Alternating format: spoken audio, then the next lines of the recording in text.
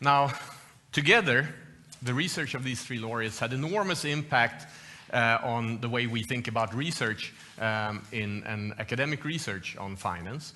And the findings on these laureates, obviously a lot of work went into try to figure out, is this due to markets not working, or are we missing something in our models? And there are basically two parallel and often complementary research approaches that have emerged after this.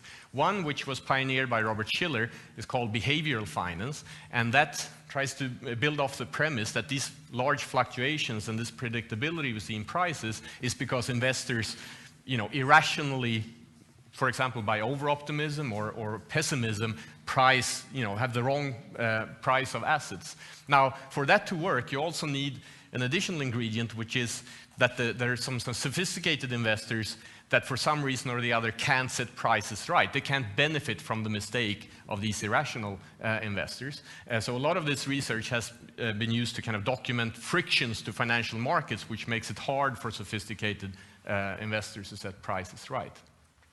The other track has been to develop, start with markets that function, but instead take this standard, very simple standard model that Hansen rejected and try to make it more realistic, try to incorporate more realistic preferences, more realistic market environments.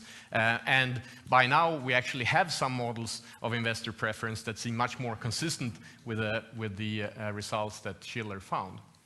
So together, actually, so as I said, these two approaches are not exclusive, and they complement each other. And I think this current state of research in asset pricing basically finds support for both of these stories. So in some instances, market work better, the frictionless models work better.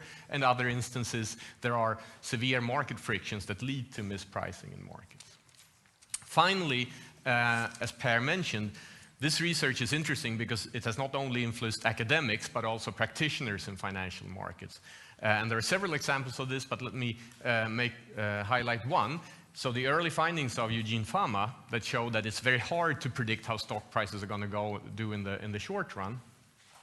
That basically implied that all these people who spend lots of effort trying to guess which stock is going to do better and which stock is going to do worse, that activity is a very rather futile activity, or extremely difficult activity. So maybe instead we should just passively invest in a large index, because we can do that much cheaper. We don't need to spend so much effort in trying to pick stocks. And that's exactly what happened. So the years after Fama's research, there was the emergence of this new type of fund, the index fund, which invests in a broad index, a very passive strategy at very low cost. And this has helped many households throughout the world to be able to invest in stock markets much more cheaply than they otherwise could have.